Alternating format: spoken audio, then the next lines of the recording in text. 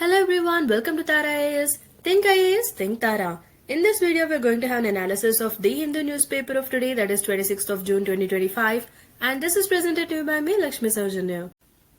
ఈ రోజు మనం డిస్కస్ చేసుకోబోయే ఇంపార్టెంట్ ఆర్టికల్స్ ఏంటో చూద్దాం. First editorial, a lofty concept, a governor and an unwanted controversy. ఇది మనకు జిఎస్ పేపర్ 2 పాయింట్ ఆఫ్ వ్యూలో ఇంపార్టెంట్. సో ఇక్కడ టాపిక్ ఏంటి అంటే కేరళ స్టేట్ యొక్క గవర్నర్ రీసెంట్ గా రాజ్ భవన్ లో భారత్ మాతకు సంబంధించి ఒక పెయింటింగ్ ని ఇన్స్టాల్ చేయడం జరిగింది. అండ్ దానిపైన కేరళ స్టేట్ గవర్నమెంట్ కొన్ని అబ్జెక్షన్స్ చేసింది. సో ఆ ఇమేజ్ లో ఏంటంటే it depicts a saffron clad woman with a lion and a map of India. And official functions conduct చేసే ఆ హాల్లో ఈ పెయింటింగ్ ని ప్లేస్ చేయడం జరిగింది.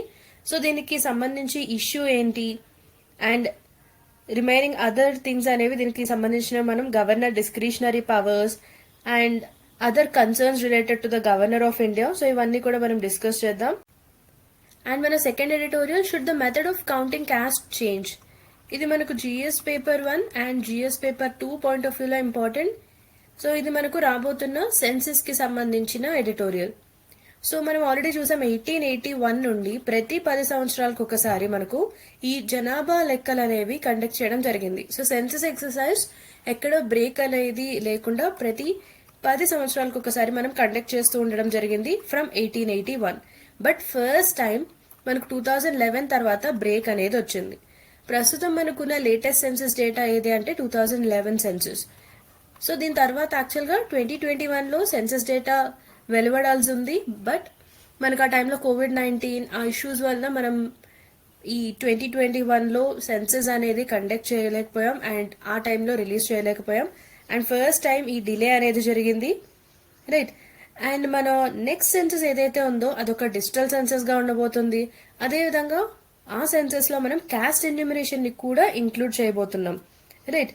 సో ఈ విధంగా క్యాస్ట్ ఎన్యూమరేషన్ అనేది చేయడం కోసం ఏదైతే మనం క్యాస్ట్ కౌంటింగ్ మెథడ్ ని యూజ్ చేస్తున్నామో దీనికి సంబంధించిన ఆర్టికల్ ఇది. సో క్యాస్ట్ కౌంట్ అనేది ఏ విధంగా చేస్తున్నాం మనం ఇండియాలో అండ్ ఎందుకు ఈ విధంగా క్యాస్ట్ డేటాని కన్సిడర్ చేస్తున్నాం, ప్రస్తుతం ఎటువంటి అప్రోచ్ అనేది మనం ఫాలో అవడం జరుగుతుంది. సో ఇవన్నీ మనం డిస్కస్ చేద్దాం. Then Indian astronaut in space after 41 year gap on mission to ISS. So ఇది మనకు జిఎస్ పేపర్ 3 పాయింట్ ఆఫ్ వ్యూలో ఇంపార్టెంట్. సో జూన్ 25, 2025 అంటే నిన్న మన group captain Shubhanshu Shukla launched aboard Axiom Mission 4 from NASA's spaceport to International Space Station. So 1984లో రాకేష్ శర్మ గారు he went into the orbital space. So he's the first Indian to go into the orbital space. So దీని తర్వాత after a gap of 41 years ఒక Indian astronaut space కి వెళ్ళడం జరిగింది on mission to international space station. So అసలు ఈ Axiom 4 machine కి సంబంధించిన డీటెయిల్స్, ఈ మిషన్ అంటే ఏంటి, దీనిలో క్రూ మెంబర్స్ ఎవరున్నారు, దీని యొక్క ఆబ్జెక్టివ్స్ ఏంటి అండ్ ఈ మిషన్ యొక్క ఇంపార్టెన్స్ ఏముంది, సో ఈ డీటెయిల్స్ అన్ని డిస్కస్ చేద్దాం. సో ఈ క్వాలిఫైడ్ షియర్ అండ్ దస్ ఈ రెండు ఆర్టికల్స్ మనం కలిపి డిస్కస్ చేద్దాం. Both are about the same topic. And మన next editorial, enabling voting rights for migrants. ఇది మనకు జిఎస్ పేపర్ 1 అదేవిధంగా జిఎస్ పేపర్ 2 పాయింట్ ఆఫ్ వ్యూలో ఇంపార్టెంట్. సో దీని యొక్క కాంటెక్స్ట్ చూసినట్లయితే ఇండియాలో మనకు ఇంటర్నల్ మైగ్రేషన్ అనేది పెరుగుతూ ఉంది రీసెంట్ టైమ్స్ లో. అంటే with in the country migration అనేది మనకి ఇంక్రీజ్ అయింది. So it is also facing a challenge. ఎందుకంటే మైగ్రెంట్స్ ఎలక్షన్స్ జరిగినప్పుడు హోమ్ కాన్స్టిట్యుయెన్సీస్ లో ఓట్ వేయలేకపోతున్నారు, రైట్. అండ్ మనకు ఫర్ ఎగ్జాంపుల్ బీహార్ స్టేట్ చూసినట్లయితే ఇక్కడ అవుట్ మైగ్రేషన్ అనేది చాలా ఎక్కువగా ఉంటుంది. సో దీనికి సంబంధించి మైగ్రేషన్ కి రిలేటెడ్ గా మనం ఎటువంటి ఛాలెంజెస్ ని ఫేస్ చేస్తున్నాం, ఈ డీటెయిల్స్ అన్ని మనం డిస్కస్ చేద్దాం. Then cabinet passes resolution to mark 50 years of emergency. So మనకు 1975 జూన్ 25న ఎమర్జెన్సీ అనేది డిక్లేర్ చేయడం జరిగింది by the then Indira Gandhi government. And recent గా ఇది 50 years కంప్లీట్ చేసుకోవడం జరిగింది ఈ ఇన్సిడెంట్. సో దీని సందర్భంగా ఒక రెజల్యూషన్ ని పాస్ చేసింది యూనియన్ క్యాబినెట్. సో దానికి సంబంధించిన డీటెయిల్స్ చూద్దాం. అసలు నేషనల్ ఎమర్జెన్సీ అంటే ఏంటి, దానివల్ల ఉండే ఎఫెక్ట్స్ ఏమున్నాయి, ఇంతకుముందు మనం ఎన్నిసార్లు ఈ ఎమర్జెన్సీ ప్రొవిజన్స్ అనేవి యూజ్ చేయడం జరిగింది, దీంతో పాటుగా మన రాజ్యాంగం ప్రకారం ఇటువంటి అత్యవసర పరిస్థితి ఏదైతే ఉందో ఎమర్జెన్సీ, దీనిలో ఎన్ని టైప్స్ ఉన్నాయి, సో ఇవన్నీ మనం డిస్కస్ చేద్దాం.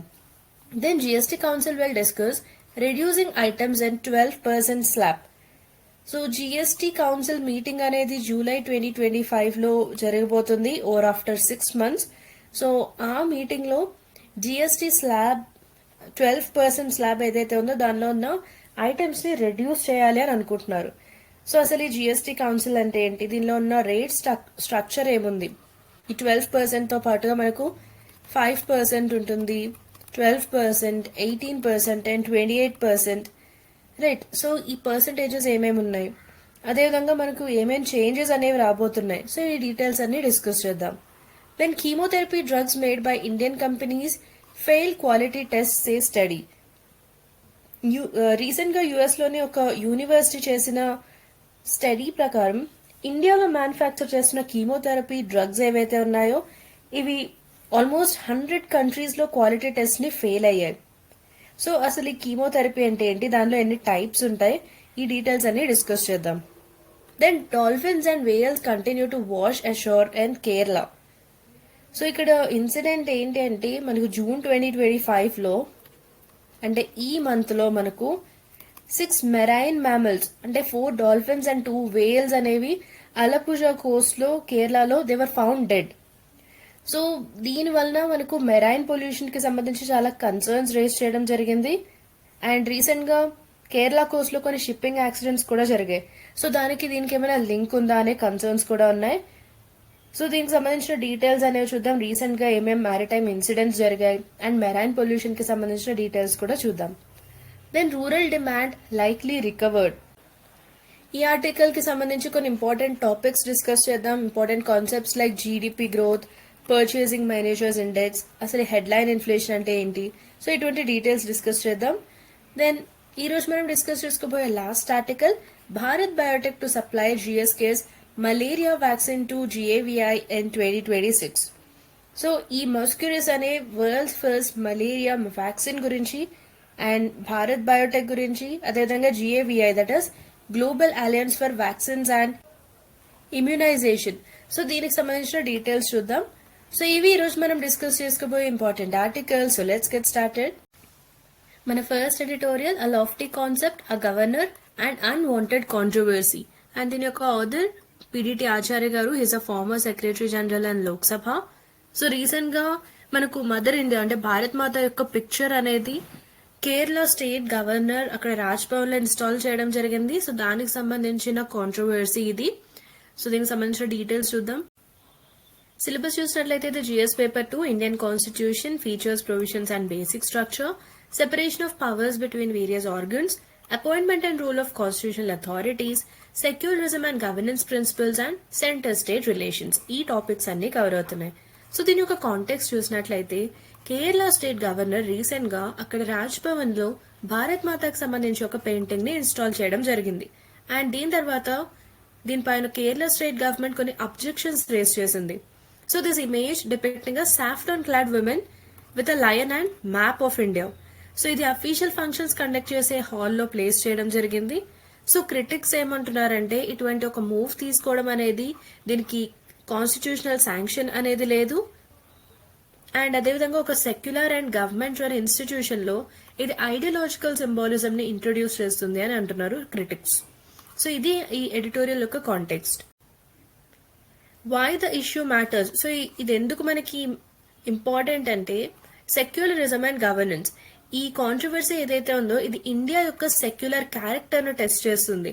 అదేవిధంగా మన స్టేట్ యొక్క ఇన్స్టిట్యూషన్స్ ఏవైతే ఉన్నాయో ఇవి ఐడియాలజికల్ గా న్యూట్రల్ గా ఉండాలి. సో దీనికి సంబంధించి it test India secular character as well as the expectation that state institutions should remain ideologically neutral.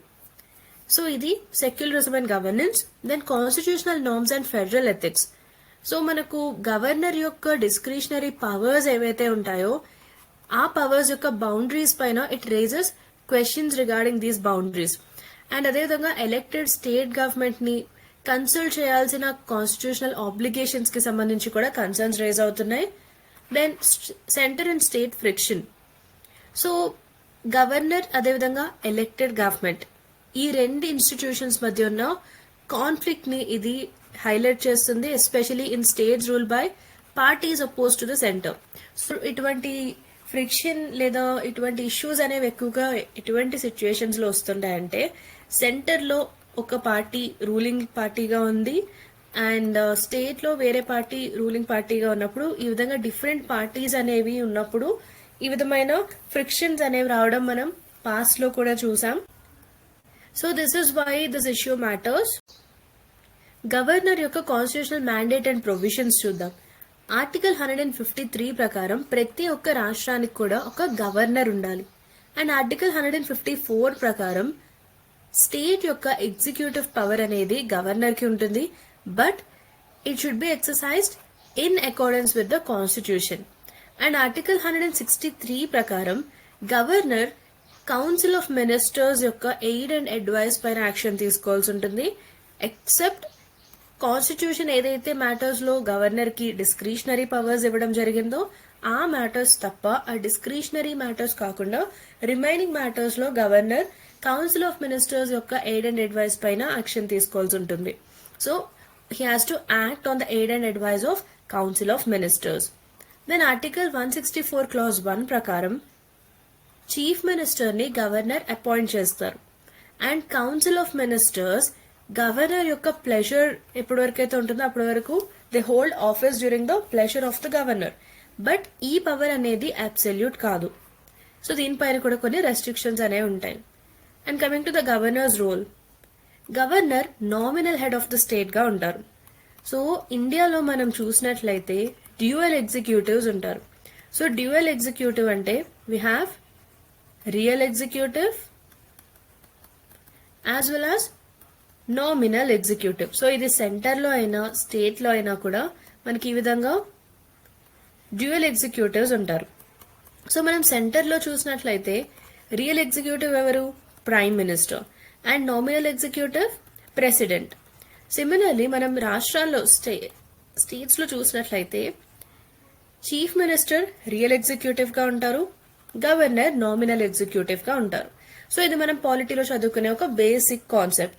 So governor అనే పర్సన్ ఎవరైతే ఉంటారో ఆ పర్సన్ ఏదైనా రాష్ట్రానికి సంబంధించి నామినల్ హెడ్ గా ఉంటారు. అండ్ ఆ పర్సన్ పొలిటికల్ గా న్యూట్రల్ గా ఉండాలి. అండ్ అదేవిధంగా he or she must uphold the constitutional morality and secular fabric of the country. Then supreme court యొక్క వ్యూ చూసినట్లయితే సో ఇక్కడ మనకు ఒక ఇంపార్టెంట్ కేసు ఉంది, Shamsher Singh versus state of Punjab 1974.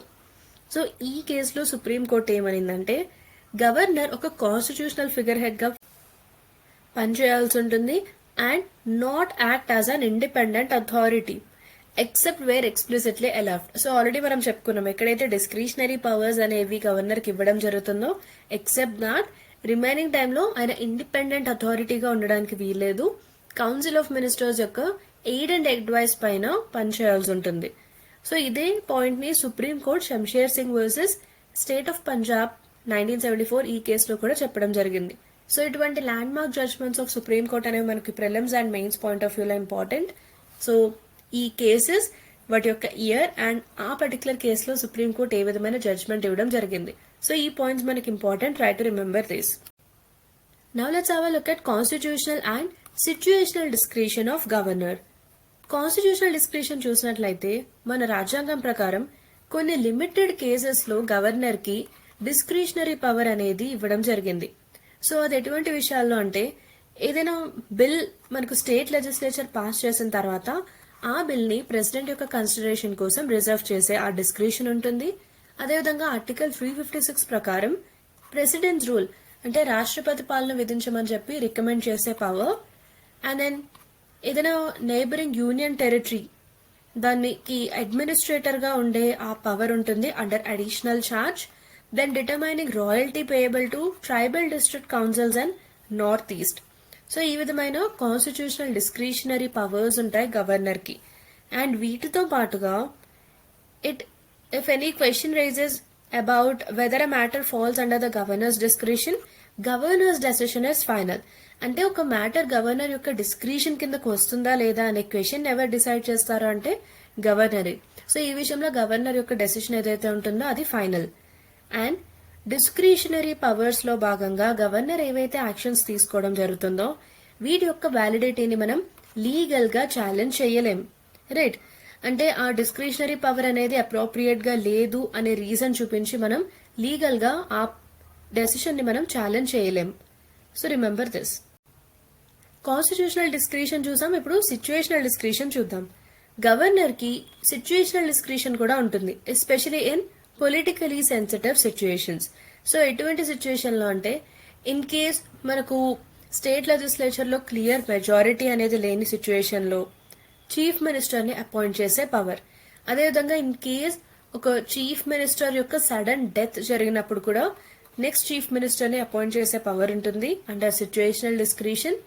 And in case assembly యొక్క కాన్ఫిడెన్స్ ని లూజ్ అయినట్లయితే ఆ గవర్నమెంట్ ని డిస్మిస్ కూడా చేయగలరు.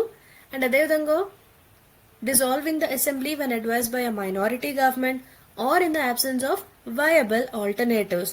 అండ్ యాజ్ వి నో మనకు state legislative assembly and state legislative councils ఉంటాయి.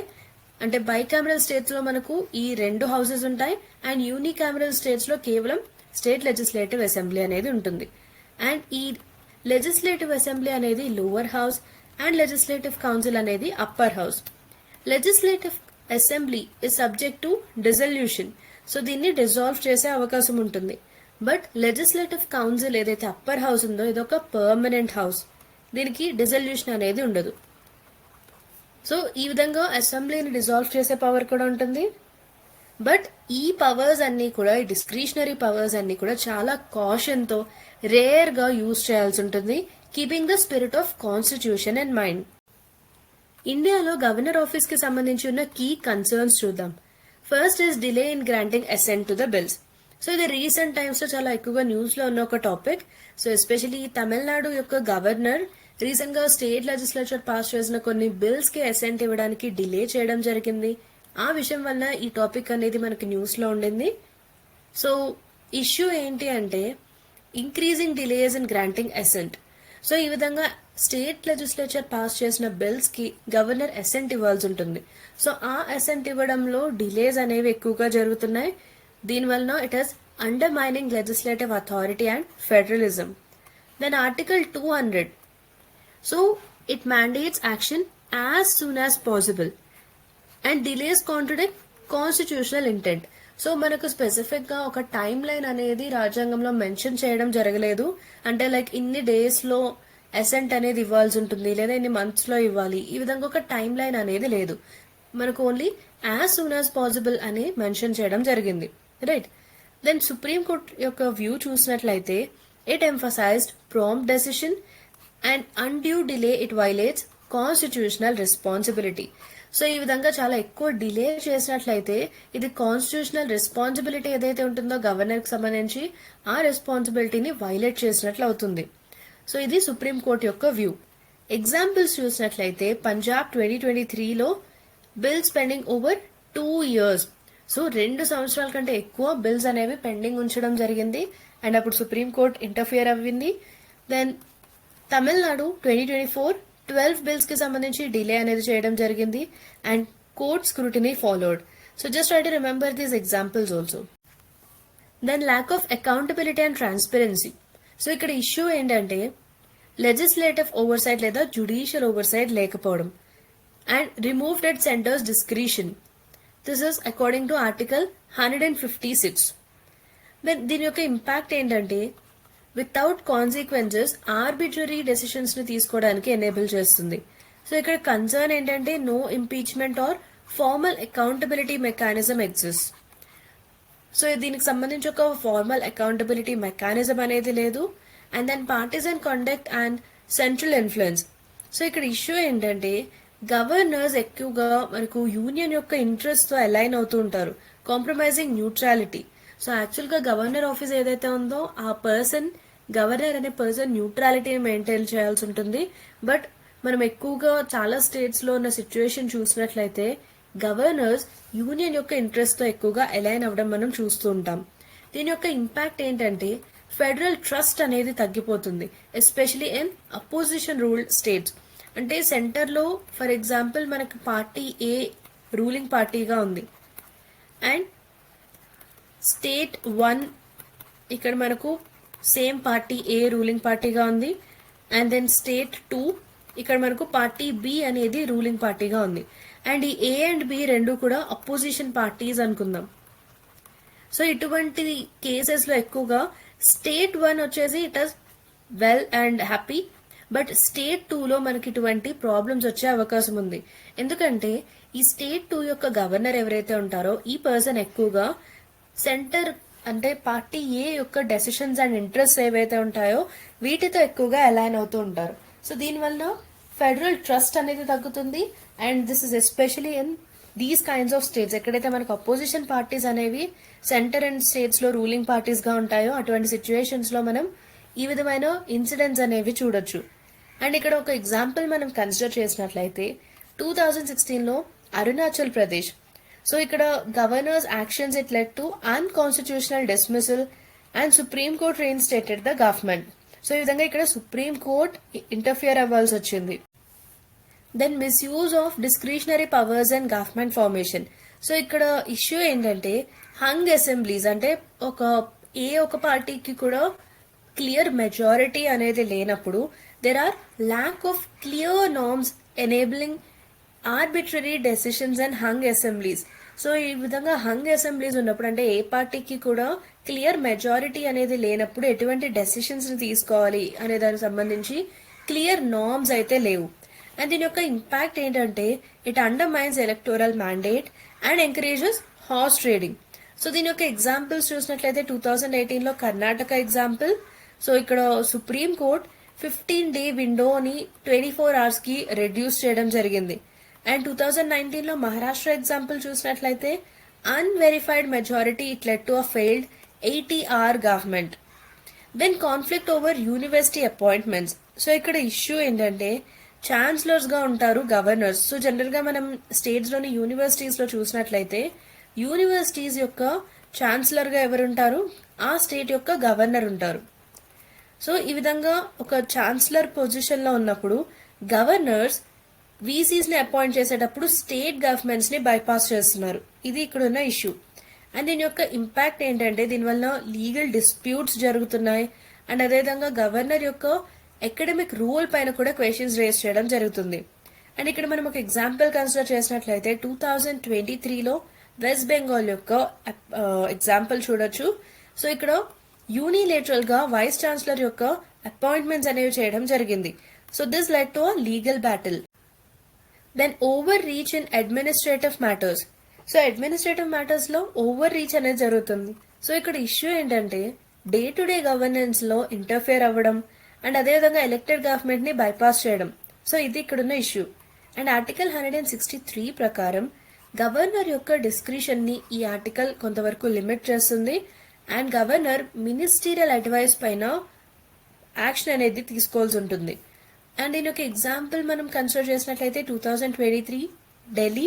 సో ఇక్కడ మనకు lieutenant governor and chief minister మధ్య ఒక కాన్ఫ్లిక్ట్ అయితే జరిగింది. Hope you are aware of this conflict.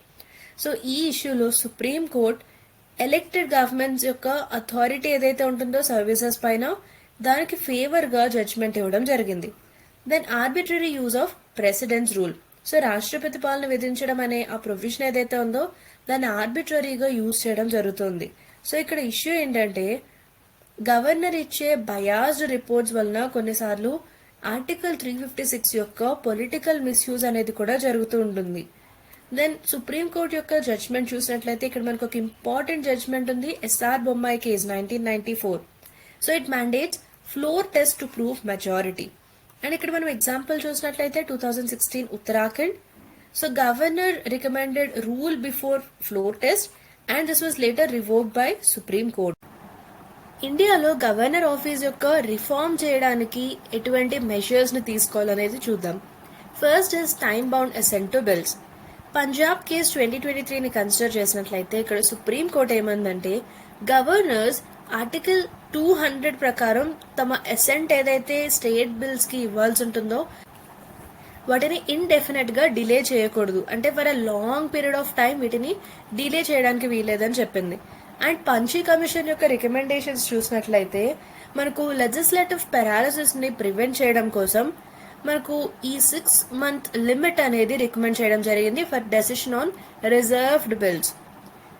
So do remember this. Then codified guidelines for government formation. So Punchhi commission ఇంకొక recommendation ఏం చేసిందంటే it proposed an order pre poll alliance, single largest party and post poll alliance. So ఈ విధమైన ఒక order follow అవ్వాలని చెప్పి Punchhi commission recommend చేయడం జరిగింది. సో ఈ టాపిక్ కి సంబంధించి పంచీ కమిషన్ యొక్క రికమెండేషన్స్ అనేవి important. So do go through this. So మీ పాలిటీ యొక్క బేసిక్స్ ని just brush up your basics and do go through recommendations of Punchhi commission. So ఈ టాపిక్ మనకి రీసెంట్ గా న్యూస్ లో ఉంది కాబట్టి ఈ రికమెండేషన్స్ కూడా మనకి ఎగ్జామినేషన్ పాయింట్ ఆఫ్ వ్యూలో important. Just go through it. And hung assemblies ఉన్నప్పుడు అంటే ఒక ప్రాపర్ గా ఏ పార్టీకి కూడా మెజారిటీ ఓట్స్ అనేవి లభించని ఆ సిచ్యువేషన్ లో it prevents arbitrary discretion and ensures democratic fairness. And మనం ఎస్ఆర్ బొమ్మాయి కేసు 1994 చూసినట్లయితే పొలిటికల్ డిస్మిసల్స్ కి సంబంధించి గవర్నర్ రోల్ ని లిమిట్ చేయడం జరిగింది. Then reform of chancellor role and universities. So universities లో గవర్నర్ కి ఛాన్సలర్ గా ఏదైతే రోల్ ఉంటుందో దీన్ని కూడా మనం రిఫార్మ్ చేయాల్సి ఉంటుంది. అండ్ ఇక్కడ మనకు ఒక ఇంపార్టెంట్ కమిషన్ ఉంది, that is Sarkaria commission. So ఈ కమిషన్ యొక్క రికమెండేషన్స్ ప్రకారం కాన్స్టిట్యూషనల్ మ్యాండేట్ కి బియాండ్ గా గవర్నర్స్ ఎటువంటి స్టాట్యుటరీ రోల్స్ ని కూడా హోల్డ్ చేయకూడదు.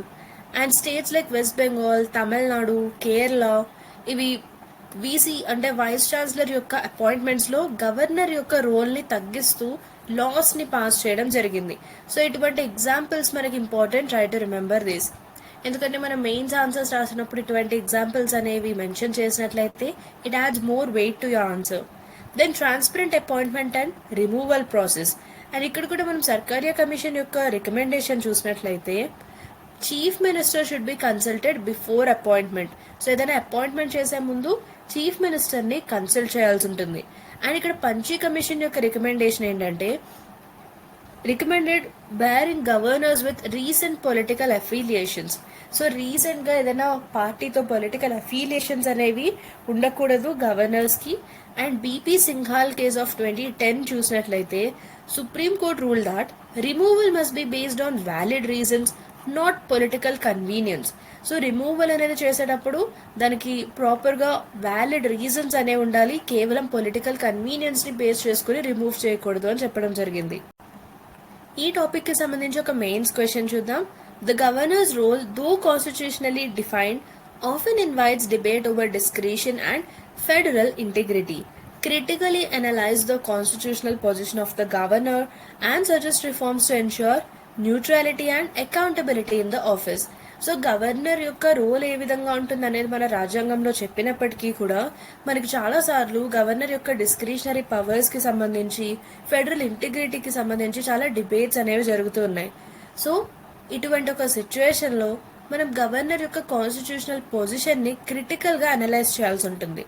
అండ్ అదేవిధంగా గవర్నర్ ఆఫీస్ కి సంబంధించి న్యూట్రాలిటీని ఎన్ష్యూర్ చేయడానికి, అకౌంటబిలిటీని పెంచడానికి ఎటువంటి రిఫార్మ్స్ అనేవి చేయాల్సి ఉంటుంది అనేది సజెస్ట్ చేయండి.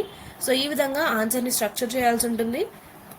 So try to answer this question in 250 words. And మన నెక్స్ట్ ఆర్టికల్ ఏంటో చూద్దాం.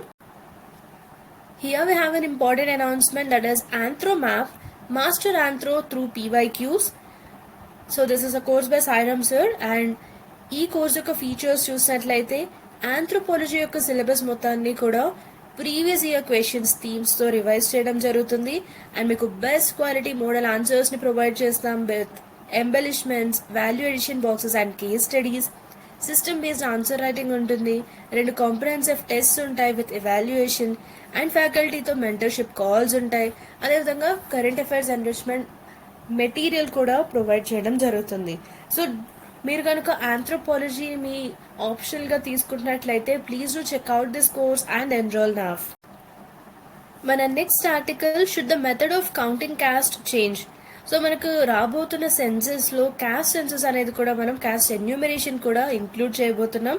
సో దానికి సంబంధించిన ఆర్టికల్ ఇది. దీని యొక్క డీటెయిల్స్ చూద్దాం. సిలబస్ చూసినట్లయితే GS paper 1 Indian society, population issues, poverty and urbanisation. GS paper 2లో government policies, welfare schemes and social justice ఈ టాపిక్స్ కవర్ అవుతున్నాయి. అండ్ దీని యొక్క కాంటెక్స్ట్ చూసినట్లయితే యూనియన్ గవర్నమెంట్ మన నెక్స్ట్ సెన్సెస్ లో క్యాస్ట్ ఎన్యూమరేషన్ ని కూడా ఇంక్లూడ్ చేయబోతుంది. సో ఇది దేనికోసం అంటే సోషల్ జస్టిస్ ని ప్రమోట్ చేయడం కోసం. సో యాక్చువల్గా మనకున్న లేటెస్ట్ సెన్సెస్ డేటా ఏది అంటే 2011 సెన్సెస్. అండ్ 2011 తర్వాత మనకు 10 ఇయర్స్ తర్వాత 2021లో సెన్సెస్ డేటా అనేది రావాల్సి ఉంది. బట్ 2020 టైంలో మనకు తెలుసు COVID-19 ఎఫెక్ట్ అవడం వలన ఈ ఎక్సర్సైజ్ అనేది మనం కండక్ట్ చేయలేకపోయాం. అండ్ March 1, 2027 అనేది మనం కొత్త రిఫరెన్స్ డేట్ గా తీసుకుంటున్నాం నెక్స్ట్ సెన్సెస్ కి సంబంధించి. సో ఫస్ట్ టైం ఈ విధంగా 16 ఇయర్స్ ఆఫ్ డిలే అనేది జరిగింది సెన్సెస్ డేటాని పబ్లిష్ చేయడంలో.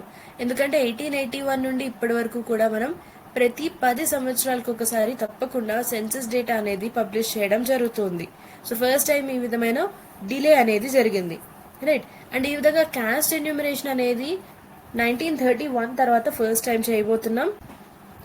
అండ్ దీనికి సంబంధించి కూడా కొన్ని డిబేట్స్ అనేవి స్టార్ట్ అయ్యాయి. So that is on adequacy of current caste counting method. So ప్రస్తుతం మనం ఫాలో అవుతున్న క్యాస్ట్ కౌంటింగ్ మెథడ్ కి సంబంధించి, అదేవిధంగా దాన్ని రీస్ట్రక్చర్ చేయాల్సిన అవసరానికి సంబంధించి ఈ విధంగా డిబేట్స్ అనేవి జరుగుతున్నాయి. ఇది ఆర్టికల్ యొక్క context. Tracing the cast count in India 1931 census.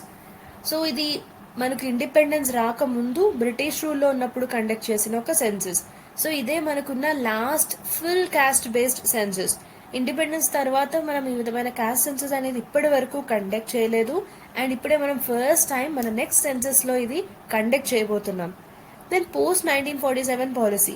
So independence కి ముందు 1931లో ఈ విధంగా ఫుల్ క్యాస్ట్ బేస్డ్ సెన్సస్ అనేది కండక్ట్ చేయడం జరిగింది. బట్ 1947 తర్వాత మనం ఎటువంటి పాలసీ ఫాలో అయ్యామంటే ఇండిపెండెంట్ ఇండియాలో మనం క్యాస్ట్ ఎన్యూమరేషన్ ని డిస్కంటిన్యూ చేసాం. So this is to foster national unity. SC STs, scheduled caste and scheduled tribes తప్ప రిమైనింగ్ క్యాస్ట్ కి సంబంధించిన ఎన్యూమరేషన్ అనేది మనం డిస్కంటిన్యూ చేయడం జరిగింది. Remember this. అండ్ 1980లో మండల్ కమిషన్ ఏమందంటే it called for OBC reservation, other backward classes యొక్క రిజర్వేషన్ రికమెండ్ చేసింది. బట్ ఆ టైంలో ఆ కమిషన్ కి అప్డేటెడ్ క్యాస్ట్ డేటా అనేది లేకుండా పోయింది. ఎందుకంటే మనకు 1931 తర్వాత క్యాస్ట్ డేటా అనేది లేదు కాబట్టి. Then socio economic caste census SECC 2011. దీనిలో భాగంగా క్యాస్ట్ డేటాను అయితే కలెక్ట్ చేశారు. బట్ కొన్ని డేటా ఇన్కన్సిస్టెన్సీస్ అనేవి ఉండడం వలన ఈ రిజల్ట్స్ అనేవి విత్హోల్డ్ చేయడం జరిగింది. Then coming to the current push, renewed demand for caste data to support social justice and inclusive policy making. Let's have a look at the rationale behind caste data. ఎందుకు మనం ఈ caste data అనేది తీసుకోవాలనుకుంటున్నాం, ఎందుకు caste enumeration అనేది మనం consider చేస్తున్నామంటే for updated demographic insight. So ప్రస్తుతం మన దగ్గర ఉన్న క్యాస్ట్ డేటా అనేది చాలా అవుట్డేటెడ్ గా ఉంది. ఎందుకంటే మనకు 1931 తర్వాత క్యాస్ట్ డేటా అనేది లేదు. సో 1931 అండ్ 2025, ఇమాజిన్ దిస్, మన దగ్గర ఎంత అవుట్డేటెడ్ డేటా ఉంది అని. సో ఫ్రెష్ డేటా ఏదైతే ఉంటుందో ఇది ప్రస్తుతం మనకున్న సోషల్ స్ట్రక్చర్ ని రిఫ్లెక్ట్ చేస్తుంది. Then policy targeting, it enables data driven decisions for welfare schemes. So government ఏదైనా ఒక వెల్ఫేర్ స్కీమ్ తీసుకొచ్చినప్పుడు ఏ పర్టికులర్ క్యాస్ట్ కి సంబంధించి ఎంతమంది పర్సన్స్ ఉన్నారనే దాని ప్రకారం ఆ టార్గెట్ కి బేస్ చేసుకొని మనం పాలసీని అనేది బిల్డ్ చేయడం జరుగుతుంది. అదేవిధంగా డేటా డ్రివెన్ డెసిషన్స్ అనేవి కూడా మనం తీసుకోవచ్చు, especially for other backward classes, OBCs and marginalised groups. Then equitable resource allocation. So దీనివల్ల మనకు గవర్నమెంట్ బెనిఫిట్స్ అనేవి ఫెయిర్ గా డిస్ట్రిబ్యూట్ చేయొచ్చు. అదేవిధంగా రిజర్వేషన్స్ అండ్ అదర్ ఆపర్చునిటీస్, వీటన్నిటికి సంబంధించి ఫెయిర్ ఆపర్చునిటీస్ అనేవి కూడా మనం ప్రొవైడ్ చేసే అవకాశం ఉంటుంది. Then understanding urban and migrant trends. So ఈ పర్టికులర్ క్యాస్ట్ డేటా వలన మనకు క్యాస్ట్ అనేది ఎంతవరకు మైగ్రేషన్ ని, అర్బన్ పావర్టీని, జాబ్స్ కి యాక్సెస్ ని ఇన్ఫ్లుయెన్స్ చేస్తుంది అనేది కూడా రివీల్ అవుతుంది, right. Then strengthening social justice, it empowers policy makers to address structural inequalities and improve inclusivity. Present గా మనం ఏదైతే క్యాస్ట్ సెన్సస్ కోసం అప్రోచ్ ఫాలో అవుతున్నామో దానిలో ఉన్న ఫ్లాస్ ఏంటో చూద్దాం. inaccurate placement of caste questions. Caste అనేది మనకు హౌస్ లిస్టింగ్ ఫేజ్లో భాగంగా రికార్డ్ చేయడం జరుగుతుంది, not in main population schedule. So this risks under counting and inconsistency. Then lack of socio economic context. క్యాస్ట్కి అదేవిధంగా ఎడ్యుకేషన్, ఎంప్లాయ్మెంట్ ఆర్ మైగ్రేషన్ లాంటి key ఇండికేటర్స్కి ఎటువంటి లింకేజ్ అనేది లేదు. Then risk of misreporting. So self declared caste identity వలన errors జరిగే అవకాశం ఉంది. డూప్లికేషన్, సేమ్ పర్సన్ యొక్క డీటెయిల్స్ అనేవి డూప్లికేషన్ అనేది జరిగే అవకాశం ఉంది. Or else classification ambiguities. Then enumerator overload. మనకు స్ట్రక్చరల్ చేంజెస్ అనేవి లేకుండా అడిషనల్ డేటా కలెక్షన్ చేసినట్లయితే it may cause survey fatigue and data reliability కూడా తగ్గే అవకాశం ఉంది. Then opaque use of data. మనకు for example socio economic caste census 2011 లాంటి ఎగ్జాంపుల్స్ చూసినట్లయితే ఆ ప్రీవియస్ ఎఫర్ట్స్లో ట్రాన్స్పరెన్సీ అనేది లేదు అండ్ డేటా అనేది మనకు రిలీజ్ చేయడం జరగలేదు అఫీషియల్గా, ఎందుకంటే మనకు అప్పుడు క్వాలిటీ కన్సర్న్స్ ఉన్నాయి కాబట్టి. సో ఇవన్నీ కూడా ప్రెజెంట్ అప్రోచ్లో ఉన్న flaws. Finally what is the way forward? Shift caste enumeration to population schedule. So దీనివలన క్యాస్ట్ డేటా యొక్క అక్యూరసీ ఇంప్రూవ్ అవుతుంది, అదేవిధంగా కాంప్రహెన్సివ్నెస్ కూడా ఇంప్రూవ్ అవుతుంది. Then redesign census tools.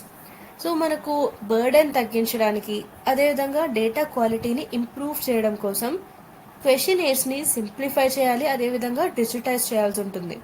Then link caste with socio economic indicators. So మనకు ఎడ్యుకేషన్కి సంబంధించిన data, employment, migration వీటికి సంబంధించిన డేటాని పాలసీ రెలవెంట్గా ఉండేటట్టు చూసుకోవాలి. Then ensure transparency. So caste data ఏదైతే ఉందో మనకు అదర్ సెన్సస్ ఫైండింగ్స్ లాగానే దీన్ని కూడా మనం ఓపెన్గా పబ్లిష్ చేయాలి, షేర్ చేయాలి. Then periodic updates. సో మనం ఇంకా కాస్త ఫ్రీక్వెంట్గా క్యాస్ట్ బేస్డ్ సర్వేస్ అనేవి కండక్ట్ చేసుకుంటూ ఉంటే డేటా అనేది రెలవెంట్గా ఉంటుంది అండ్ యాక్షనబుల్గా ఉంటుంది. సో ఫర్ ఎగ్జాంపుల్ ఇంతకు ముందు మనం చూసాం 1980లో మండల్ కమిషన్కి సంబంధించి, బట్ మనం ఆ టైంలో ఒక అప్డేటెడ్ డేటా అనేది లేకపోయింది, ఎందుకంటే అప్పుడు మనకున్న లాస్ట్ డేటా 1931కి సంబంధించిన డేటా. సో ఆ విధమైన ఇష్యూస్ అనేవి రాకుండా మనం ఎప్పటికప్పుడు పీరియాడిక్గా అప్డేట్ చేసుకుంటూ ఉన్నట్లయితే డేటా అనేది రెలవెంట్గా ఉంటుంది అండ్ దానిపైన మనం దానికి తగ్గట్టుగా యాక్షన్ కూడా తీసుకోవచ్చు. మన next article, Indian astronaut in space after 41 year gap on mission to ISS. So ఈ యాక్సియం 4 మిషన్ ఏంటి, దీనికి సంబంధించిన డీటెయిల్స్ అన్ని చూద్దాం. అండ్ ఇదే టాపిక్కి సంబంధించి ఇంకొక ఎడిటోరియల్ ఉంది, క్వాలిఫైడ్ చీర్. ఈ రెండు ఆర్టికల్స్ అనేవి సేమ్ టాపిక్కి సంబంధించి, సో రెండింటిని కలిపి స్టడీ చేద్దాం. సో సిలబస్ చూసినట్లయితే ఇది మనకు GS paper 3 science and technology, developments and applications and everyday life, achievements of Indians in science and technology and indigenisation of technology, ఈ టాపిక్స్ కవర్ అవుతున్నాయి.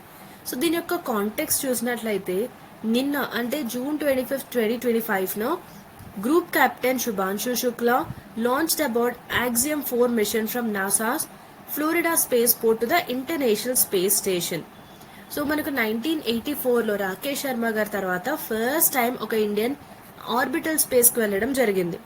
అండ్ శుభాంశు శుక్లా ఇండియా యొక్క హ్యూమన్ స్పేస్ ఫ్లైట్ మిషన్ అయిన గగన్యాన్ ఏదైతే ఉందో దీనికి సంబంధించి కూడా one of the leading candidate. And ఈ గగన్యాన్ మిషన్ అనేది మనం 2027లో ఎక్స్పెక్ట్ చేస్తున్నాం. ఇండియా గగన్యాన్ మిషన్ తీసుకురాబోతుంది అండ్ ఇటువంటి సిచ్యువేషన్లో ఈ యాక్సియం మిషన్ అనేది ఇండియాకి ఒక వైటల్ ఆర్ ఇంపార్టెంట్ ఎక్స్పీరియన్స్ని ఇవ్వబోతుంది. ఇది ఈ ఆర్టికల్స్ యొక్క కాంటెక్స్ట్. యాక్సియం 4 మిషన్కి సంబంధించి కొన్ని బేసిక్ డీటెయిల్స్ చూద్దాం, ఎందుకంటే ఇది మనకి రీసెంట్గా చాలా ఎక్కువగా న్యూస్లో ఉంది. So what is Axiom 4?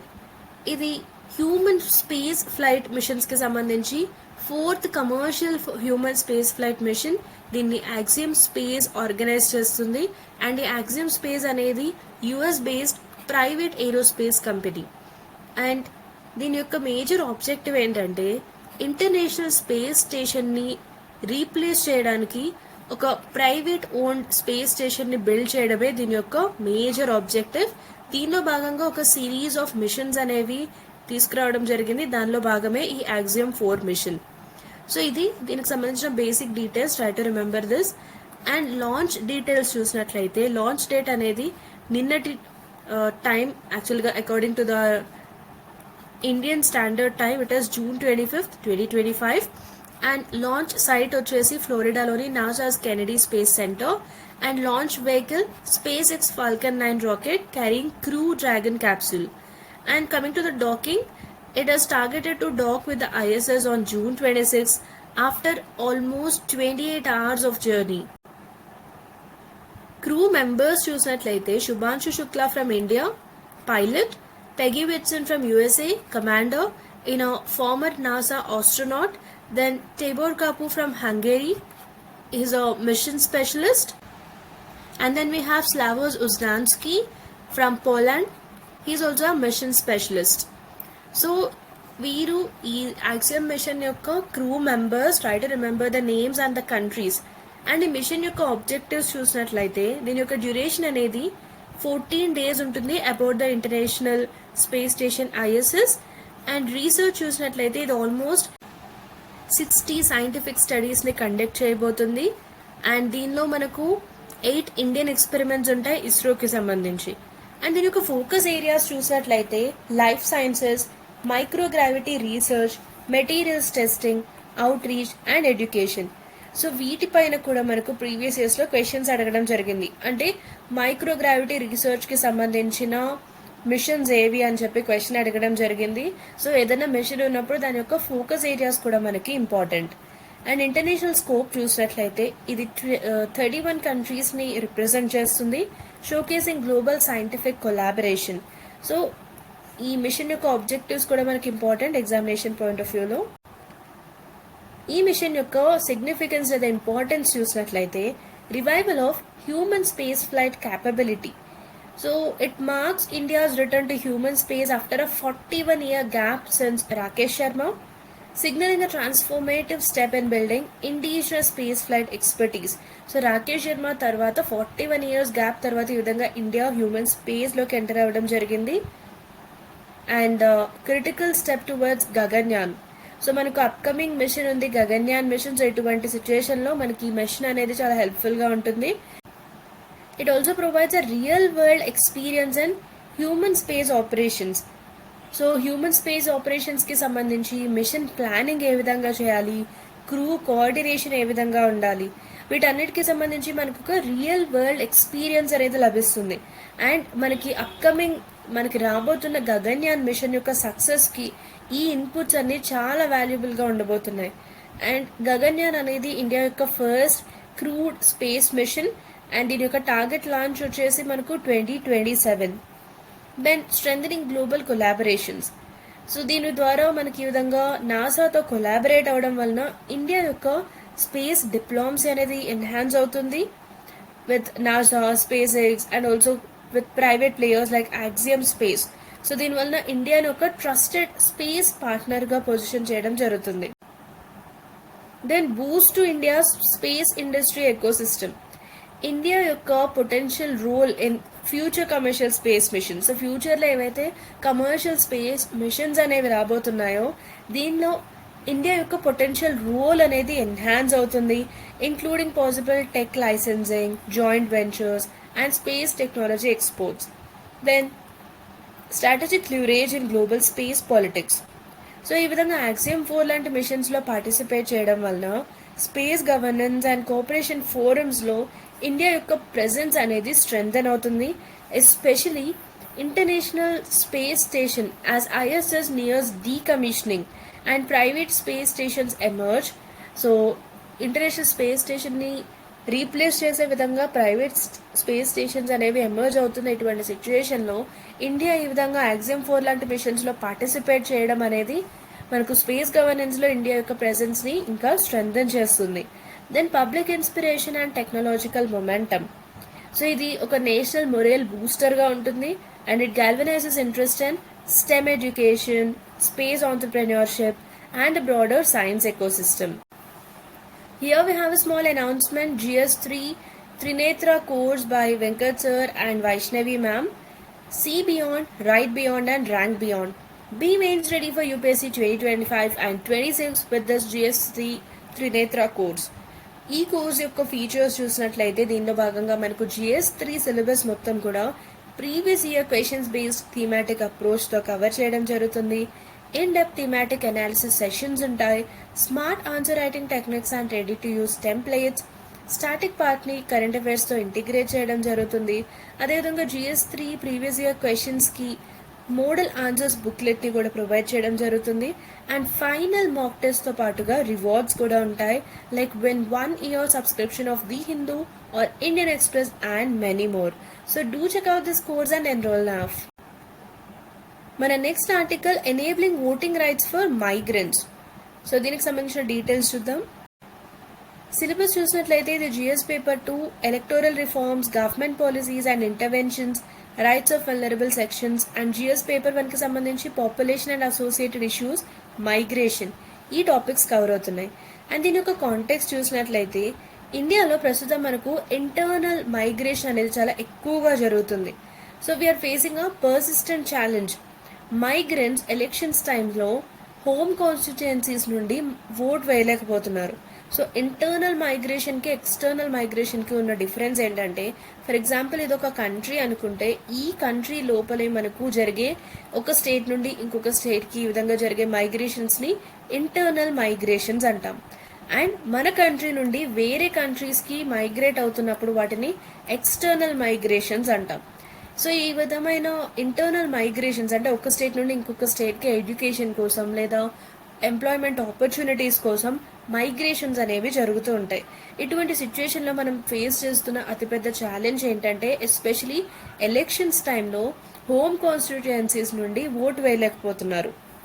And బీహార్లో చూసినట్లయితే ఇది హైయెస్ట్ అవుట్ మైగ్రేషన్ ఉన్న one of the state. And ఇక్కడ మనకు ఓటర్ టర్న్అవుట్ ఏదైతే ఉందో 2024 లోక్సభ ఎలక్షన్స్లో ఇది కేవలం 56% మాత్రమే ఉంది. అండ్ ఇదే విధంగా మనం నేషనల్ యావరేజ్ చూసినట్లయితే 66% ఉంది. అండ్ బీహార్లో ఎందుకు ఈ విధంగా 56% మాత్రమే ఉంది అంటే, మైగ్రెంట్స్ ఓట్ వేయడానికి తిరిగి ఇంటికి రాలేకపోయారు. సో ఇది మేజర్ రీజన్. అండ్ మనకు ఎలక్షన్ కమిషన్ ఆఫ్ ఇండియా నుండి కొన్ని ప్రపోజల్స్ ఉన్నాయి, but no single effective mechanism was implemented to enable migrant voting. So మైగ్రెంట్స్కి ఓటింగ్ విషయంలో ఎటువంటి ఇబ్బంది రాకుండా ఎలక్షన్ కమిషన్ కొన్ని మెషర్స్ని ప్రపోజ్ చేసినప్పటికీ కూడా ఇప్పటి వరకు మనకు మైగ్రెంట్ ఓటింగ్కి సంబంధించి ఎటువంటి ఎఫెక్టివ్ మెకానిజం కూడా ఇంప్లిమెంట్ చేయబడలేదు. ఇది ఈ ఆర్టికల్ యొక్క కాంటెక్స్ట్. ఇండియాలో మైగ్రేషన్కి సంబంధించి ఎటువంటి ఛాలెంజెస్ని ఫేస్ చేస్తున్నామో చూద్దాం.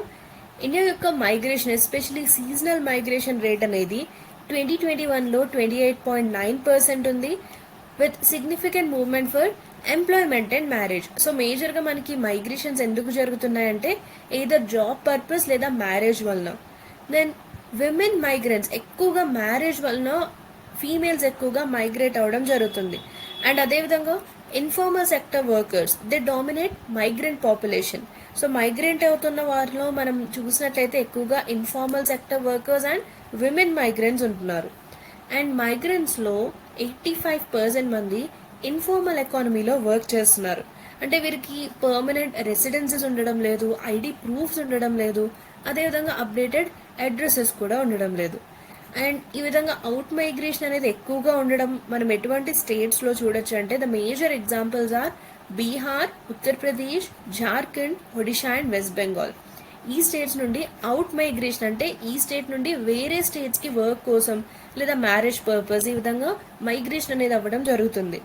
And migrants they are unable to travel back to vote. So వీరికున్న ఎకనామిక్ కన్స్ట్రెయిన్స్ వలన లీవ్స్ దొరకకపోవడం, దూరం ఎక్కువగా ఉండడం, ఇటువంటి డిఫరెంట్ రీజన్స్ వలన మైగ్రెంట్స్ ఓట్ వేయడానికి హోమ్ కాన్స్టిట్యుయెన్సీస్కి తిరిగి ట్రావెల్ చేయలేకపోతున్నారు. వీటి వలన మాస్ డిసెన్ఫ్రాంచైజ్మెంట్ అనేది జరుగుతుంది. అండ్ దెన్ మైగ్రెంట్ విమెన్ ఎక్కువ వల్నరబుల్గా ఉన్నారు, ఎందుకంటే ఎస్పెషలీ మ్యారేజ్ తర్వాత their voting eligibility in new locations. So కొత్త లొకేషన్లో వారి యొక్క ఓటింగ్ ఎలిజిబిలిటీ అనేది అప్డేట్ చేయడం లేదు. సో ఇవన్నీ కూడా ఇండియాలో మైగ్రేషన్కి సంబంధించి మనం ఫేస్ చేస్తున్న various challenges. Then coming to the mechanisms discussed by Election Commission of India for National Scope, Remote Electronic Voting Machines, RVMs. దీన్ని 2023లో election commission of India pilot చేయడం జరిగింది. అండ్ ఇక్కడ 72 కాన్స్టిట్యుయెన్సీస్ అనేవి కవర్ అయ్యాయి. ఇది especially seasonal and circular migrants ఎవరైతే ఉంటారో వీరు వారి హోమ్కి రిటర్న్ రాకుండానే ఓట్ చేయడానికి హెల్ప్ చేస్తుంది. అండ్ దీనికి కొంత క్రిటిసిజం కూడా వచ్చింది due to technical ambiguity, identity verification, lack of transparency and difficulty in large scale deployment. Then postal ballot facility. So ప్రస్తుతం మనం చూసినట్లయితే ఆర్మ్ ఫోర్సెస్ కి, ఎలక్షన్ డ్యూటీలో ఉన్న అఫీషియల్స్ కి పోస్టల్ బ్యాలెట్ ఫెసిలిటీ అనేది ఉంటుంది. సో దాన్ని బేస్ చేసుకొని దీన్ని మోడల్ చేయడం జరిగింది. అండ్ దీనిలో భాగంగా అడ్వాన్స్ రిజిస్ట్రేషన్ అనేది చేసుకోవాల్సి ఉంటుంది. అదేవిధంగా it needs coordination for ballot issuance, dispatch and counting. So ఇది ఆపరేషనల్ గా కొంచెం ఎక్కువ ఫీజిబుల్ అని చెప్పొచ్చు, but logistically intensive. Then long term migrants కి సంబంధించి స్విచ్చింగ్ ఓటింగ్ కాన్స్టిట్యుయెన్సీ. సో కొత్త లొకేషన్ లో ఉన్న వాళ్ళకి, ఎస్పెషలీ ఫర్ అట్లీస్ట్ 6 months ఒక కొత్త లొకేషన్ లో ఉన్న వారికి ఇది సూటబుల్ గా ఉంటుంది. అండ్ మైగ్రెంట్స్ వారి యొక్క కరెంట్ ప్లేస్ ఆఫ్ రెసిడెన్స్ నుండి ఓట్ చేయడం జరుగుతుంది rather than their native state. So this risk resistance from local electors. And దీని యొక్క ఇంప్లిమెంటేషన్ కోసం మనకు లీగల్ అండ్ ప్రొసీజరల్ రిఫార్మ్స్ కూడా తీసుకురావాల్సి ఉంటుంది. Finally, what is the way forward? A mixed and inclusive approach. మనం మల్టిపుల్ ఓటింగ్ మోడల్స్ ని combine చేయాల్సి ఉంటుంది, so that different categories of migrants కి ఇది సూట్ అవుతుంది, like short term, long term, women migrants and informal workers. Then digitise and simplify registration for postal ballots and constituency transfers. Then polling డేకి సంబంధించి special facilities ని provide చేయాలి, like transport facilities, shift based voting. So దీనివల్ల మనం workers ని accommodate చేయొచ్చు. And awareness, so especially targeted awareness and voter inclusion drives. So especially ఎవరైతే migrant women ఉన్నారో పోస్ట్ మ్యారేజ్, వీరికి ఇది హెల్ప్ అవుతుంది. Then empower state governments to implement migrant friendly electoral policies in cooperation with election commission of India. And దీంతో పాటుగా migrant movements అనేవి track చేయడం and అదేవిధంగా వీరిని ఎలక్టోరల్ రోల్స్ తో లింక్ చేయడం కోసం డేటా సిస్టమ్స్ ని కూడా ఇంప్రూవ్ చేయాల్సి ఉంటుంది. ఇది ఇష్యూకి సంబంధించిన వే ఫార్వర్డ్. మన next article, cabinet passes resolution to mark 50 years of emergency. So దీని ఒక కాంటెక్స్ట్ ఏంటంటే, మనకి June 25, 1975 ఎమర్జెన్సీ అనేది డిక్లేర్ చేయడం జరిగింది by the then Indira Gandhi government. So అప్పటి నుండి మనకు నిన్నటితో 50 years అనేవి కంప్లీట్ అయ్యాయి. సో ఈ సందర్భంగా యూనియన్ క్యాబినెట్ ఒక రెజల్యూషన్ ని పాస్ చేయడం జరిగింది. So the symbolic move honors those who resisted the suspension of democratic rights during 21-month period and reiterates government's commitment to constitutional principles. So ఆ టైంలో ఎవరైతే డెమోక్రటిక్ రైట్స్ ని సస్పెండ్ చేయడానికి resist చేయడం జరిగిందో వారిని ఆనర్ చేయడం జరిగింది. సో ఇది ఈ ఆర్టికల్ యొక్క కాంటెక్స్ట్. నేషనల్ ఎమర్జెన్సీ, జాతీయ అత్యవసర పరిస్థితికి సంబంధించి కాన్స్టిట్యూషనల్ ప్రొవిజన్స్ ఏమున్నాయో చూద్దాం. ఆర్టికల్ 352. సో నేషనల్ ఎమర్జెన్సీని మనం ఎప్పుడు డిక్లేర్ చేయడం జరుగుతుందంటే, ఎప్పుడైతే ఇండియా యొక్క సెక్యూరిటీ, వార్, ఎక్స్టర్నల్ అగ్రెషన్ లేదా ఆర్మ్ రెబేలియన్ వలన థ్రెటన్ అవుతుందో, అటువంటి సిచ్యువేషన్ లో ఆర్టికల్ 352 ప్రకారం నేషనల్ ఎమర్జెన్సీని డిక్లేర్ చేయొచ్చు. సో దీన్ని ఎవరు డిక్లేర్ చేయొచ్చు అంటే, యూనియన్ క్యాబినెట్ యొక్క అడ్వైస్ పైన రాష్ట్రపతి దీన్ని డిక్లేర్ చేస్తారు. And parliamentary approval required with in 1 month. And దీన్ని ఎవ్రీ 6 months ఒకసారి ఎక్స్టెండ్ చేసుకోవచ్చు. అండ్ దీని యొక్క డ్యూరేషన్ ఎంత ఉండొచ్చు అంటే, ఇటువంటి అప్రూవల్స్ తో ఇండెఫినెట్ గా ఇది కంటిన్యూ అవుతూ ఉండొచ్చు. ఇవి నేషనల్ ఎమర్జెన్సీకి సంబంధించిన బేసిక్ డీటెయిల్స్. అండ్ దీని యొక్క మేజర్ ఎఫెక్ట్స్ చూసినట్లయితే, స్టేట్ యొక్క మ్యాటర్స్ పైన సెంటర్ కి పవర్ అనేది లభిస్తుంది. అండ్ స్టేట్ లిస్ట్ లోని సబ్జెక్ట్ పైన పార్లమెంట్ కూడా లెజిస్లేట్ చేయొచ్చు. సో జనరల్ గా మనకు ఎన్ని లిస్ట్స్ ఉంటాయి? యూనియన్ లిస్ట్ ఉంటుంది, then state list and concurrent list. So ఈ విధంగా మనకు 3 lists అనేవి ఉంటాయి. సో ఏ షెడ్యూల్ ప్రకారం ఈ విధంగా 3 lists గా డివైడ్ చేయడం జరిగింది, do mention below in the comment section. So ఈ 3 lists లో చూసినట్లయితే, సెంటర్ యూనియన్ లిస్ట్ యొక్క సబ్జెక్ట్స్ పైన, కాంకరెంట్ లిస్ట్ యొక్క సబ్జెక్ట్స్ పైన లాస్ అనేవి చేసే అవకాశం ఉంటుంది, ఆ పవర్ అనేది ఉంటుంది. అండ్ స్టేట్ లిస్ట్ సబ్జెక్ట్స్ పైన లెజిస్లేట్ చేయడం అంటే లాస్ చేసే ఆ పవర్ అనేది స్టేట్స్ కు ఉంటుంది, అది నార్మల్ సిచ్యుయేషన్స్ లో. బట్ ఎమర్జెన్సీ సిచ్యుయేషన్ లో ఈ విధంగా స్టేట్ లిస్ట్ సబ్జెక్ట్స్ పైన కూడా లెజిస్లేట్ చేసే ఆ పవర్ అనేది సెంటర్ కు వస్తుంది. అండ్ ఆర్టికల్ 19 ప్రకారం ఉన్న రైట్స్ అన్ని సస్పెండ్ అవుతాయి in case of war or external aggression cases. And Lok Sabha అదేవిధంగా స్టేట్ లెజిస్లేటివ్స్ అసెంబ్లీ యొక్క టెన్యూర్ కూడా ఎక్స్టెండ్ అవుతూ ఉంటుంది. పాస్ట్ ఇన్స్టెన్సెస్ చూసినట్లయితే 1962లో ఇండియా చైనా వార్ టైంలో, 1971లో India Pakistan war and 1975 internal disturbance. So ఈ సిచ్యువేషన్స్లో మనకు ఇంతకుముందు నేషనల్ ఎమర్జెన్సీ అనేది డిక్లేర్ చేయడం జరిగింది. అండ్ మన రాజ్యాంగం ప్రకారం ఎన్ని రకాల ఎమర్జెన్సీస్ ఉన్నాయో చూద్దాం. First type is national emergency. దీనికి సంబంధించిన ప్రొవిజన్స్ అనేవి మనం ఆర్టికల్ 352లో చూడొచ్చు. సో ఇది ఎటువంటి గ్రౌండ్స్ పైన డిక్లేర్ చేయొచ్చు అంటే war, external aggression or armed rebellion. And దీని యొక్క ఎఫెక్ట్స్ ఏంటంటే స్టేట్స్ అనేవి కంప్లీట్గా సెంట్రల్ చేత కంట్రోల్ చేయబడతాయి అండ్ ఫండమెంటల్ రైట్స్ అనేవి కూడా సస్పెండ్ అవుతాయి. సో దీన్ని ఇంతకుముందు ఎప్పుడు యూజ్ చేసామంటే 1962, 1971 అండ్ 1975లో యూజ్ చేయడం జరిగింది. అండ్ ప్రెసిడెంట్స్ రూల్, రాష్ట్రపతి పాలన, దీని యొక్క ప్రొవిజన్స్ అనేవి మనం ఆర్టికల్ 356లో చూడొచ్చు. గ్రౌండ్స్ ఏంటంటే స్టేట్ గవర్నమెంట్ యొక్క ఫెయిల్యూర్. ఇక్కడ కీ ఎఫెక్ట్స్ చూసినట్లయితే స్టేట్ గవర్నమెంట్ ని డిస్మిస్ చేయడం జరుగుతుంది అండ్ ఇక్కడ సెంటర్ టేక్ ఓవర్ చేస్తుంది. సో ఇది ఎన్నిసార్లు ఉపయోగించారంటే ఆల్మోస్ట్ 100+ టైమ్స్ దీన్ని యూజ్ చేయడం జరిగింది. And third type is financial emergency. And దీని యొక్క ప్రొవిజన్స్ అనేవి ఆర్టికల్ 360లో ఉంటాయి. సో దీని యొక్క గ్రౌండ్స్ ఏంటంటే ఫైనాన్షియల్ స్టెబిలిటీ ఆఫ్ ఇండియాకి ఏదైనా థ్రెట్ ఉన్నప్పుడు ఫైనాన్షియల్ ఎమర్జెన్సీని డిక్లేర్ చేయడం జరుగుతుంది. సో దీనిలో కీ ఎఫెక్ట్స్ ఏంటంటే సెంటర్ కంట్రోల్స్ ఫైనాన్సెస్, శాలరీస్ ని కూడా తగ్గించే అవకాశం ఉంటుంది. సో దీన్ని ఇప్పటివరకు ఎన్నిసార్లు యూజ్ చేసామంటే నెవర్. ఇప్పటి వరకు మనం ఒక్కసారి కూడా ఫైనాన్షియల్ ఎమర్జెన్సీని డిక్లేర్ చేయలేదు. Remember this. దీనిపైన కూడా మనకు ప్రీవియస్ ఇయర్స్ లో క్వశ్చన్స్ అడగడం జరిగింది, రైట్? సో ఏ టైప్ ఆఫ్ ఎమర్జెన్సీని ఎన్నిసార్లు డిక్లేర్ చేశారు అనేది కూడా మనకి important. Try to remember this minute details. ఈ టాపిక్ కి సంబంధించి ఒక ప్రిలిమ్స్ ఎంసీక్యూ చూద్దాం. ఎమర్జెన్సీ ప్రొవిజన్స్ ఏవైతే ఉన్నాయో ఇండియన్ కాన్స్టిట్యూషన్ లో దానికి సంబంధించిన క్వశ్చన్ ఇది. అండ్ ఇక్కడ మనం కరెక్ట్ స్టేట్మెంట్స్ ని ఐడెంటిఫై చేయాల్సి ఉంటుంది. సో మనకి ఇచ్చిన స్టేట్మెంట్స్ ఏంటంటే first statement is during a national emergency parliament can make laws on subjects in the state list. So emergency అనేది డిక్లేర్ చేసినప్పుడు, జాతీయ అత్యవసర పరిస్థితి అనేది ఉన్నప్పుడు స్టేట్ లిస్ట్ యొక్క సబ్జెక్ట్స్ పైన సెంటర్ అంటే పార్లమెంట్ లాస్ అనేవి చేయొచ్చు అనేది first statement. So yes, this is correct. So you can eliminate this over here.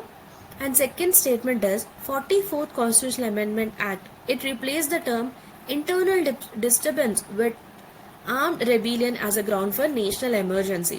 So national emergency కి సంబంధించి మనం 3 grounds చెప్పుకున్నాం: war, external aggression and internal disturbance or armed rebellion, right? So ఇంతకు ముందు మనకు internal disturbance అనే term ఏదైతే ఉందో it replaced the term internal disturbance with armed rebellion. So దీన్ని ఏ కాన్స్టిట్యూషనల్ అమెండ్మెంట్ యాక్ట్ ద్వారా చేసామంటే 44th Constitutional Amendment Act. So yes, this is also correct. So here you can eliminate this option 2. And మన third statement చూసినట్లయితే national emergency అనేది ఇప్పటి వరకు independent ఇండియాలో 4 times invoke చేసామనేది మన third statement. So this is a wrong statement. So ఇది 4 times కాదు, 3 times. So already మనం చెప్పుకున్నాం ఎన్నిసార్లు ఏ టైప్ ఆఫ్ ఎమర్జెన్సీ ఇన్వోక్ చేశారనే దానిపైన కూడా క్వశ్చన్స్ అడగడం జరుగుతుంది అని. So this of question can be asked. So ఈ విధంగా మనకు స్టేట్మెంట్ బేస్డ్ క్వశ్చన్స్ అడిగే ఛాన్స్ ఉంటుంది. So here the correct answer is a 1 and 2 only. So ఈ క్వశ్చన్ కి సంబంధించిన ఎక్స్ప్లెనేషన్ చూద్దాం.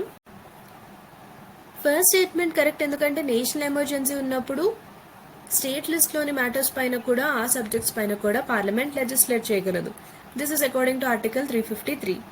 సెకండ్ స్టేట్మెంట్ కూడా కరెక్ట్, ఎందుకంటే 44th Amendment Act 1978 అనేది నేషనల్ ఎమర్జెన్సీ యొక్క గ్రౌండ్స్ లో it has change the ground from internal disturbance to armed rebellion.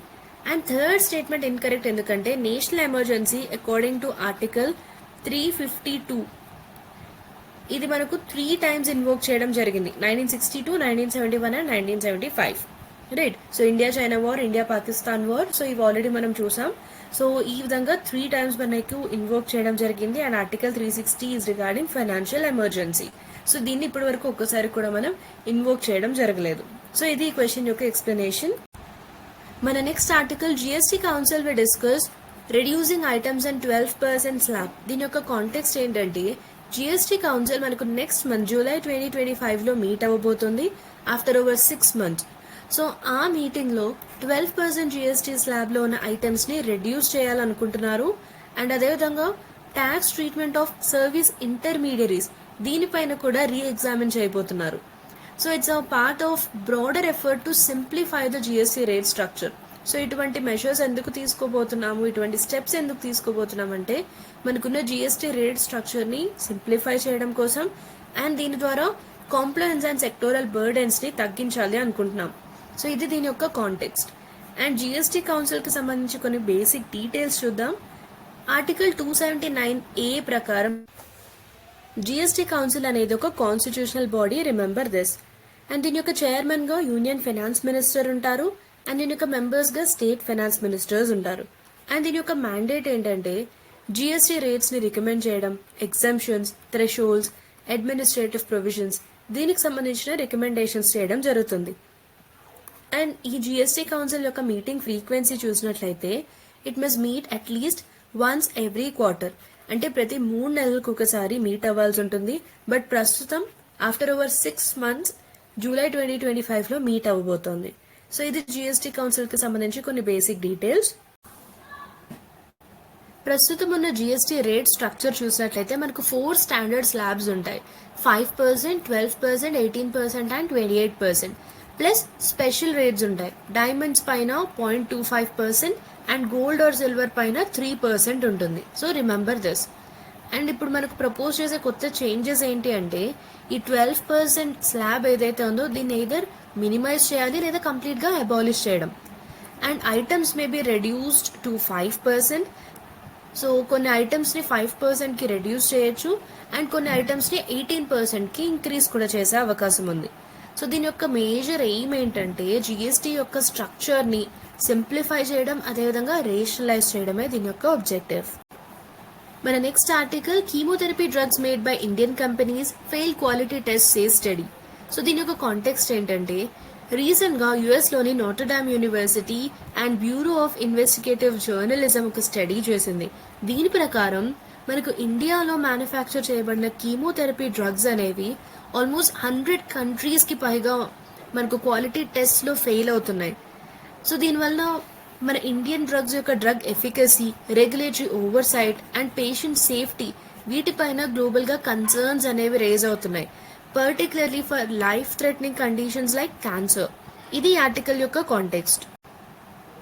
అసలు కీమోథెరపీ అంటే ఏంటో చూద్దాం. కీమోథెరపీ అనేది ఒక క్యాన్సర్ ట్రీట్మెంట్.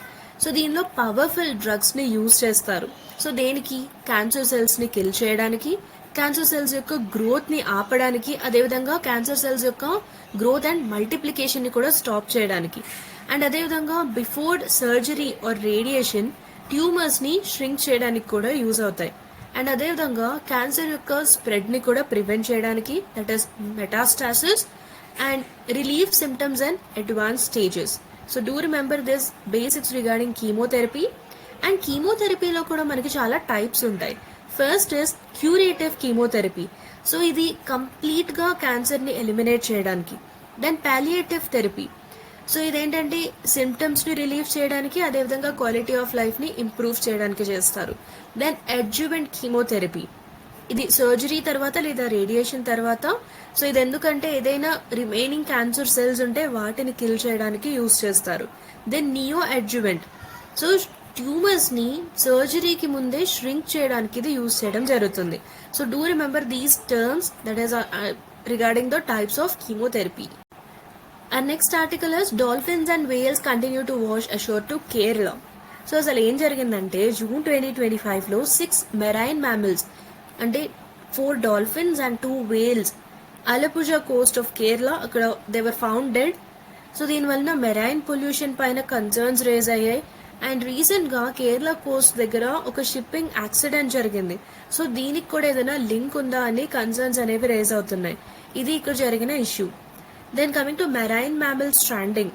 దీని యొక్క డెఫినేషన్ ఏంటి అనేది చూద్దాం, ఎందుకంటే ఇటువంటి ఫ్రేజెస్ అనేవి మనకి ఎగ్జామ్ పాయింట్ ఆఫ్ వ్యూలో ఇంపార్టెంట్.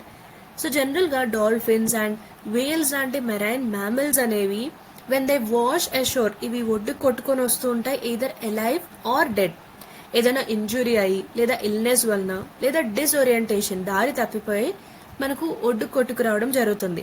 దాన్నే మెరైన్ మ్యామల్ స్ట్రాండింగ్ అంటాం.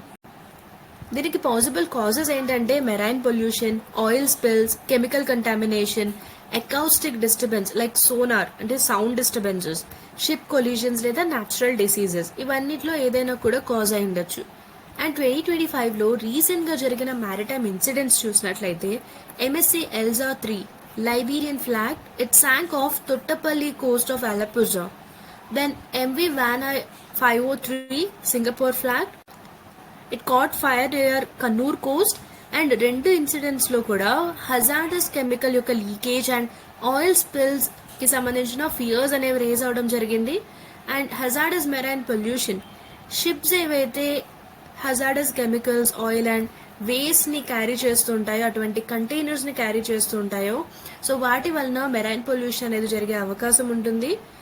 And international maritime organization IMO ఇటువంటి మెరైన్ పొల్యూటెంట్స్ యొక్క సేఫ్ హ్యాండ్లింగ్ అండ్ డిస్పోజల్ ని రెగ్యులేట్ చేస్తూ ఉంటుంది under MARPOL convention. Remember this is very important. మన next article rural demand likely recovered. So ఇక్కడ కొన్ని కీ ఎకనామిక్ ఇండికేటర్స్ ని చూద్దాం. First is gross domestic product GDP growth. 2024-25 year కి RBI యొక్క ప్రొజెక్షన్ ప్రకారం it is estimated at 6.5%.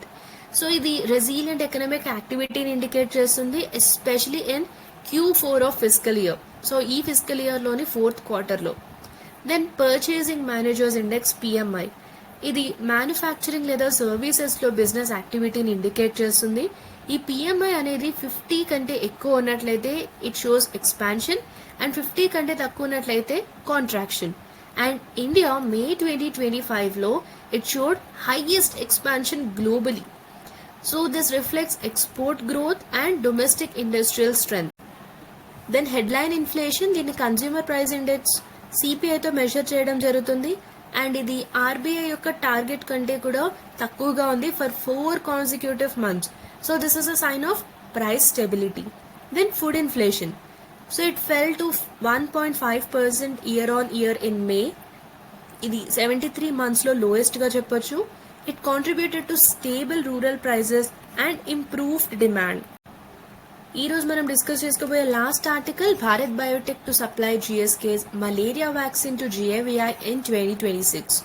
So ఇక్కడ మనకు కొన్ని కీ కాన్సెప్ట్స్ అండ్ టర్మినాలజీస్ చూద్దాం. ఆర్టీఎస్ అండ్ ఎస్ మోస్కురిక్స్, ఇది వరల్డ్ లోనే ఫస్ట్ మలేరియా వ్యాక్సిన్. దీన్ని ఎవరు డెవలప్ చేశారంటే Glaxo Smith Kline GSK. And WHO recommendation in 2021. And దీని యొక్క టార్గెట్ వచ్చేసి ప్లాస్మోడియం ఫాల్సిపారం, ఇది డెడ్లియస్ట్ మలేరియా పారాసైట్. అండ్ ఇది పార్షియల్ ప్రొటెక్షన్ ని ఆఫర్ చేస్తుంది, especially for children and Africa. Then Bharat biotech, ఇది హైదరాబాద్ లో బేస్ అయి ఉన్న ఒక ఇండియన్ బయోటెక్ కంపెనీ. అండ్ ఇది కోవాక్సిన్ కి చాలా ఫేమస్. మనం COVID-19 టైంలో ఈ వ్యాక్సిన్ అనేది చాలా ఫేమస్ అయింది, Covaxin. And it will supply RTSS to GAVI from 2026. So దీని వలన వ్యాక్సిన్ ప్రైస్ అనేది తగ్గుతుంది టు అండర్ $5 బై 2028. ఫైనల్ గా ఈ జిఏవిఐ అంటే ఏంటో చూద్దాం. Global alliance for vaccines and immunisation, ఇది ఒక public private global health partnership. దీన్ని 2000 ఇయర్ లో ఎస్టాబ్లిష్ చేయడం జరిగింది. అండ్ దీని యొక్క పార్ట్నర్స్ ఎవరంటే world health organisation WHO, UNICEF, world bank, Bill and Melinda Gates foundation. Remember this. And దీని యొక్క ఫోకస్ ఏంటంటే ఎస్పెషలీ మన లో ఇన్కమ్ కంట్రీస్ లో వ్యాక్సిన్ యాక్సెస్ దీని యొక్క ఫోకస్. సో ఇవి ఈ రోజు మనం డిస్కస్ చేసుకునే important articles. Hope you like this session. Please do like, share and subscribe to our channel for more interesting updates on UPSC. Thank you so much for watching this session. Bye bye.